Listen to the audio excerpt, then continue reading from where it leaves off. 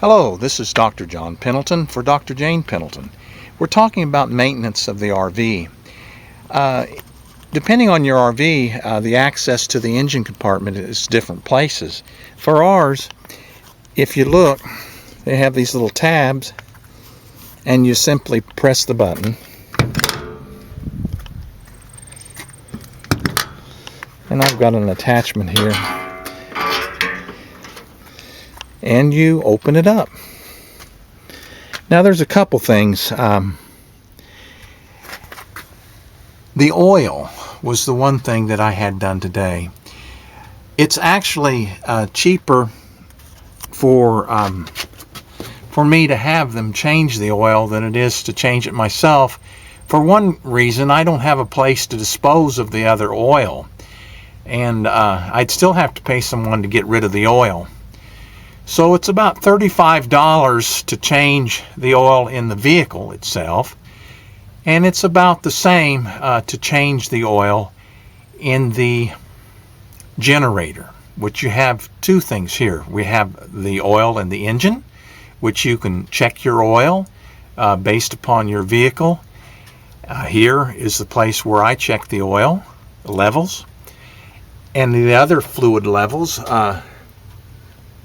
This is for the radiator. You see that that's fine. And this is the window wiper fluid, and that's fine. Now the fluid level for the transmission, you actually have to have it on to check it, and we checked it all this morning, and it read fine. The thing about the fluid levels is this: when it's hot, they're going to read differently. So versus when it's cold. So better off checking things when they're a little bit cold than when they're hot. So for us, and you can find yours, there's the oil. You can check your oil. There'll be some place where your antifreeze is, and where you can add antifreeze if you need to. If that goes below that line or gets at the line, then I need to put a little antifreeze in it. And I don't put it in here, but I put it in over here. Here for the oil, if it gets low, I put some oil in there. If it's low, but I don't want to check the vehicle when it's hot, because the fluid levels will be different. Check the oil when the vehicle is set and on a level plane, and then if you need some oil, you can add some oil there. And check the transmission when the vehicle is on. And there's window wiper fluid, and there's other different fluid levels that you can check also. They went under the vehicle and they made sure that the joints and the fittings and everything else were fine, and right now we're pretty good. So you look at the plastic and the rubber and all the different things, and that's basically it for this. And you have to get underneath to unplug it, and they changed the filter.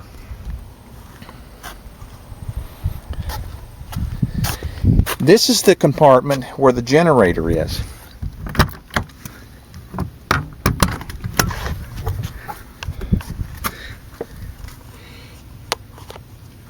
Every 500 hours, the generator fluid must be changed. And there's the hour gauge.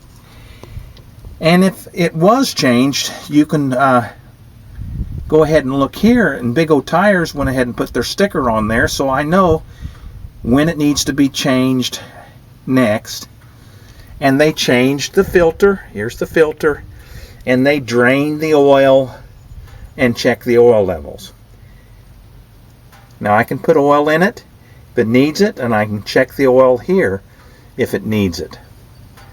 And that's basically our generator. Now it runs separately, but it runs on the same fuel tank that the vehicle runs on itself. So when it gets down to about 1/4 of a tank, it will shut off. And the other power source here is a DC power source that we talked about before through the batteries. AC to DC, and the batteries are charged by the charging unit, and I'll take you over there.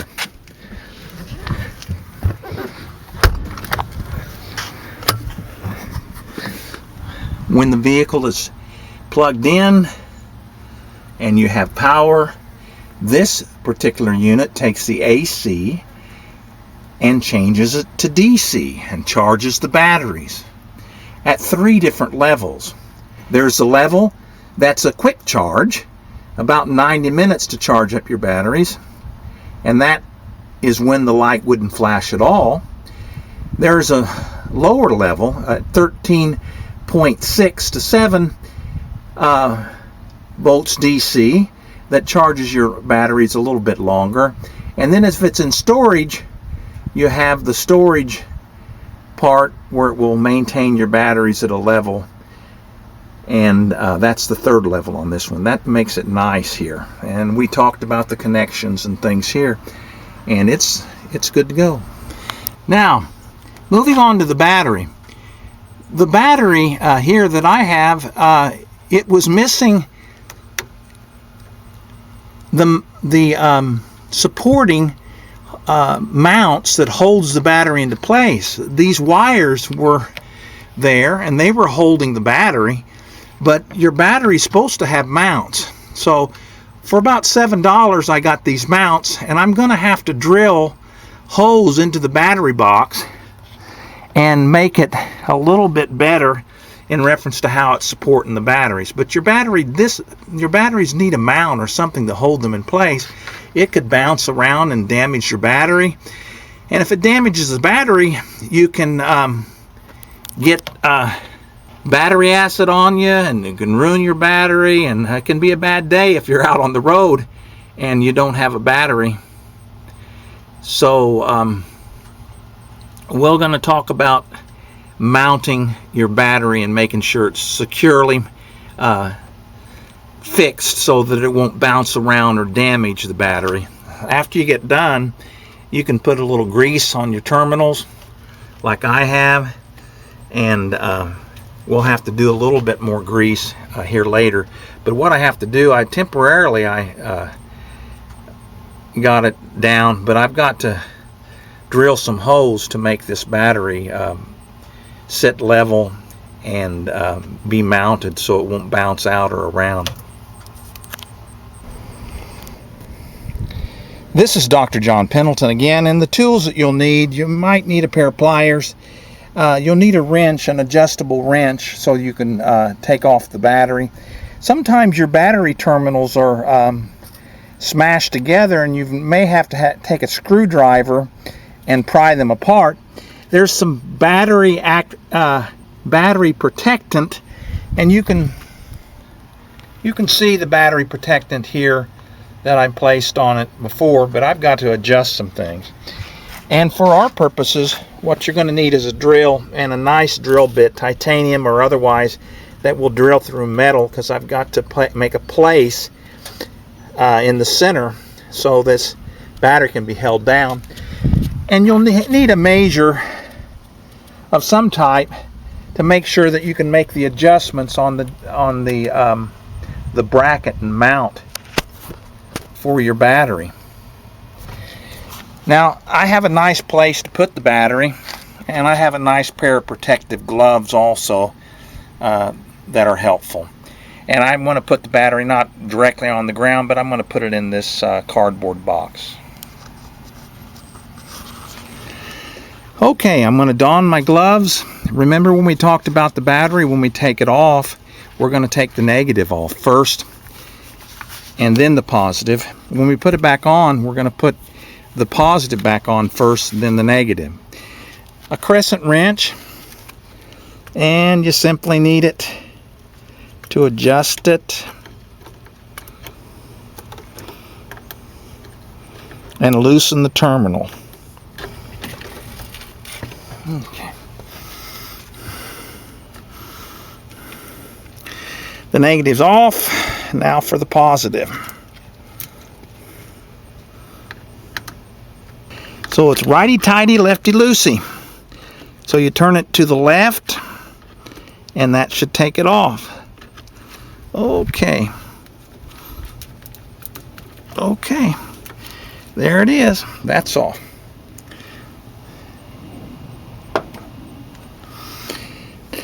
Now I'm going to take off the temporary mount that I have on here, and I'm going to have to drill some holes.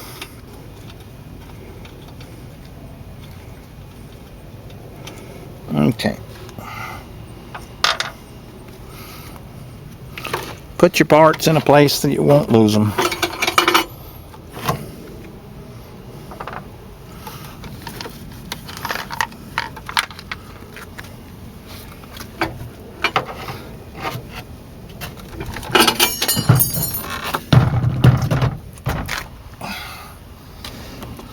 And if you look and see, there it is in the box.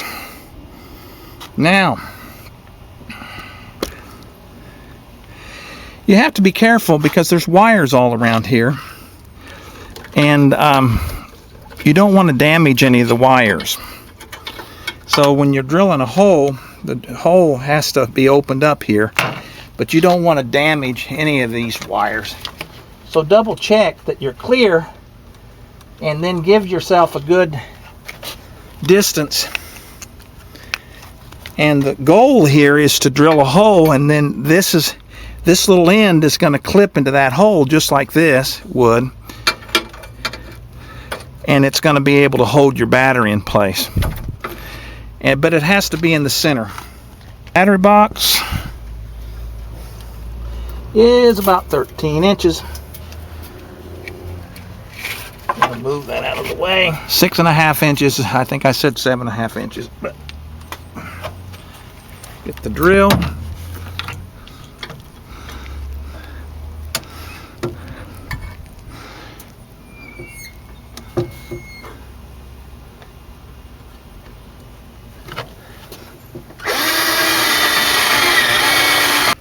Okay, can't see it from up here, but if you look, there's a nice clean hole.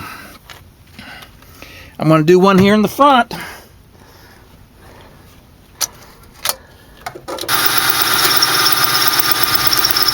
Okay, should have a nice hole there.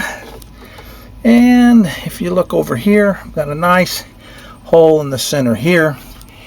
And I'll show you what I'm going to do. You can see it. The hook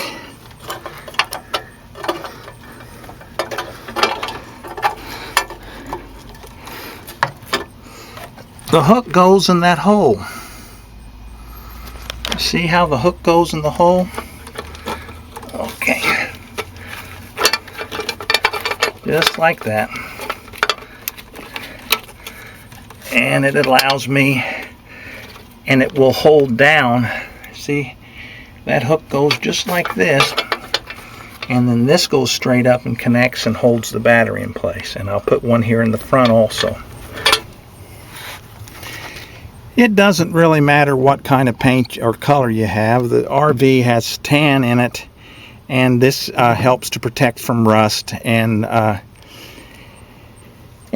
going to scrape the box with the wire brush, and then I'm going to paint it with a little bit of this paint.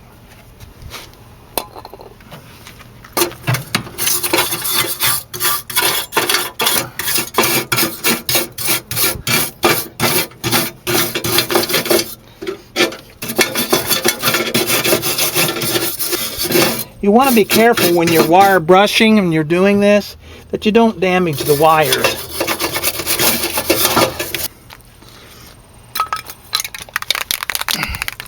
Shake up your paint and give it a nice coat.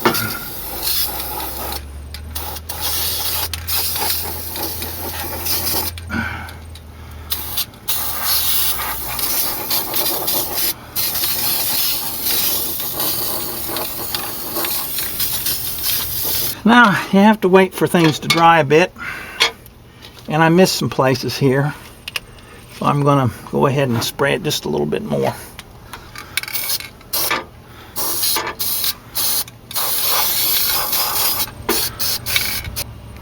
Okay, the battery box has been painted the holes have been drilled.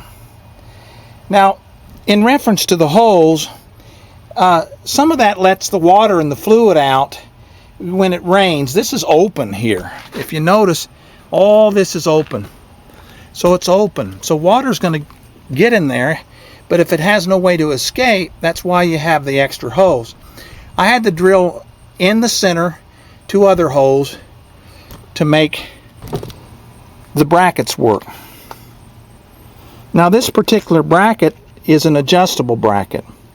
So if you have a smaller battery, you see, you can adjust it to that smaller battery, and then it will hold down on it.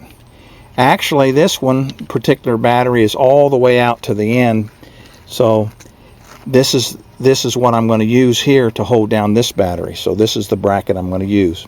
Be able to hold down the battery the way it's supposed to be held down.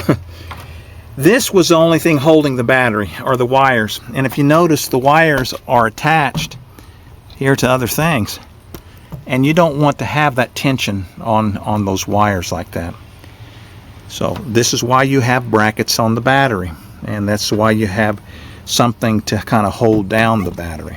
So I'm going to wait for it to dry here about a half an hour, and then I'm going to put in the battery.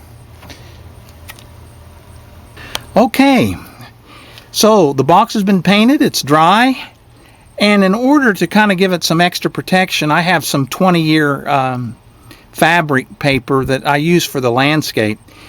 But that gives it a little layer of protection. It also is porous, so it allows the water to go down through it and into those different holes that will drain the water when it rains in this compartment. What I'm going to do is go ahead and put the battery here and then connect it. Remember, we took off the negative and then took off the positive to take it out. Now we're going to put on the positive and then put on the negative, and then attach our mounts so that we can keep the battery in place so it doesn't jar or otherwise pull on these wires. You do not want things to pull on your wires, and that's the reason why that you want to have a mount. And you definitely want your battery to stay in place, because if it jumps, bounces, or otherwise jars around, it can damage your battery. So we'll be back here in just a minute and we'll connect the terminals. So we've lifted the battery into place. We have the mounts here, and we've already measured the mounts. This can either go to the front or the back, it doesn't really matter, but you'll use this to lift the battery out. So I'm going to get this out of our way. Be careful, as I said, not to damage your wires.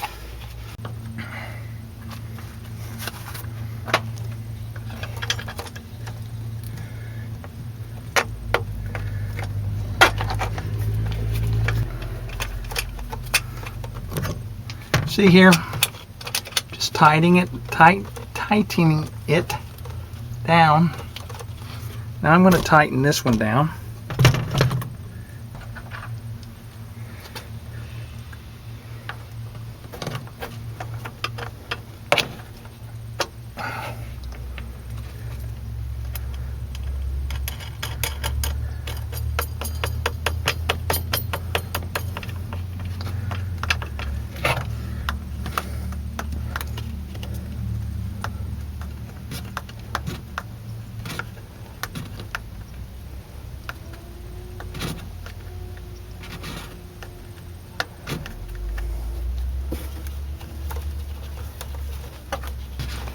Now, this battery, if you notice now, the battery sits tightly. There's no moving it. These things are in an appropriate place. If you want to, you can cut off this. It probably is a little bit too long. But I've got a nice, firm fit for the battery. It's not going anyplace. Versus before, the only thing holding the battery on was the cables here, which is a bad thing. It was pulling on the electrical system. So as we took it off, we're going to put it back on. We're going to do it opposite. So you do the positive first and then the negative.